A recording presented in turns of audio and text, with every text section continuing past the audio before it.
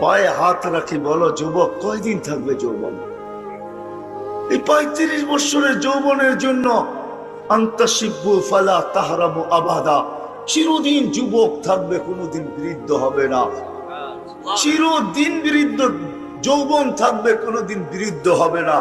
আন্তাশিব্বু ফালা তাহরামু আবাদা, এই 60-70 বছরের নেয়ামতের জন্য আনতানআমু ফালা তাইআসু আবাদা, চিরদিন নেয়ামতের ভিতরে ডুবায় দেওয়া হবে, কোনোদিন নেয়ামত কমবে না।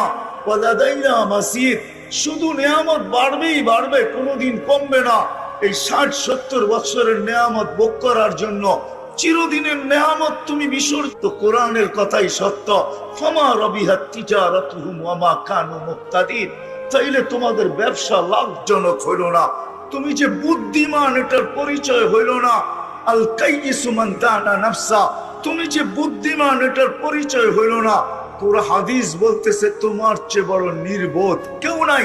মা কাল্লা হায়া, তোমার চেয়ে নির্লজ্জ কেউ নাই, তোমার চেয়ে বুদ্ধিহীন কেউ নাই, যে চিরদিনের নেয়ামতকে হারায় দিলা মাত্র 60-70 বছরের জন্য।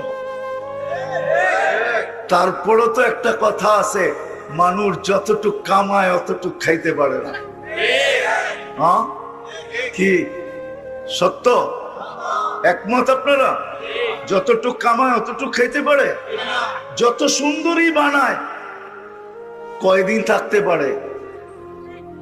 কি মনে হয় বোঝেন নাই? সবার ঘর কবর কি ঘরের ভিতরে হয় নাকি? কয়দিন থাকে? নাই 2500 নাই এরকম বাড়ি ঘর।